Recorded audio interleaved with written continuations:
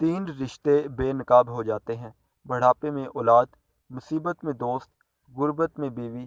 زندگی میں 99 بار درست کام کر لو اور صرف ایک بار غلط، لوگ تمہارے 99 بار درست کام بھول کر تمہارا ایک غلط کام پکڑ لیں گے۔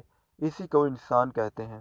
اور اگر 99 بار غلط کام کر لو اور صرف ایک بار مغفرت مانگ لو، اللہ تمہارے 99 غلط کام بھول کر تمہارا ایک درست کام قبول کر لے گا۔ اسی کو رحمان کہتے ہیں۔ ایک شخص غصے کا بہت تیز تھا۔ ایک عالم نے مشورہ دیا، جب غصہ آئے تو جنگل جا کر درخت میں کیل ٹھوکنا۔ اس نے ایسا ہی کیا۔ آخر ایک دن اس کا غصہ ختم ہو گیا۔ اس نے عالم کو بتایا۔ عالم نے کہا، اب اس درخت سے یہ کیلیں نکال لو۔ آدمی نے کیلیں نکال لی، لیکن درخت میں سوراخ ہو گئے۔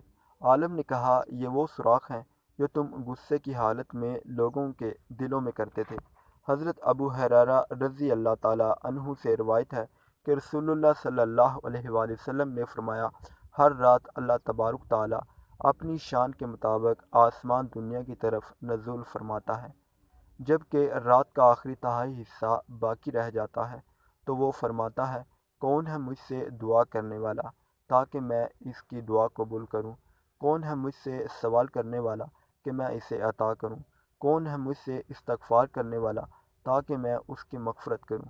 حضرت ابو ہریرہ رضی اللہ تعالیٰ عنہ سے روایت ہے کہ حضور نبی اکرم صلی اللہ علیہ وآلہ وسلم نے فرمایا، اللہ ہمارا رب تبارک تعالیٰ ہر رات اپنی حسب و شان آسمان دنیا کی طرف نزول فرماتا ہے۔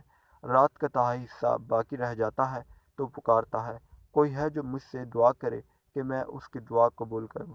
کوئی ہے جو مجھ سے سوال کرے کہ میں اسے عطا کروں؟ کوئی ہے جو مجھ سے معافی چاہے کہ میں اسے بخش دوں؟